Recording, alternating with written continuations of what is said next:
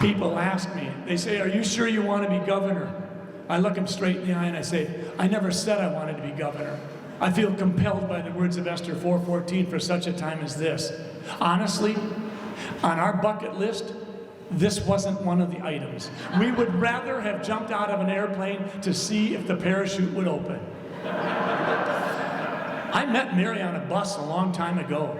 She was on a bus and I was looking for a seat, and I finally found a seat next to her and I said, is that open? She said yes. I sat down, looked straight ahead. I was trained appropriately by my Norwegian mother. I know how to build relationships. You'll stare straight ahead. After 15 seconds were over, I sort of felt like I knew her, so I glanced over at her, and right in front of her chest she was holding on to an Erlenmeyer flask, which is an interesting chemical flask, fat on the bottom, skinnies at the top. But what I was amazed about by this flask was that she had encompassed the whole thing in aluminum foil. She caught me looking at her flask.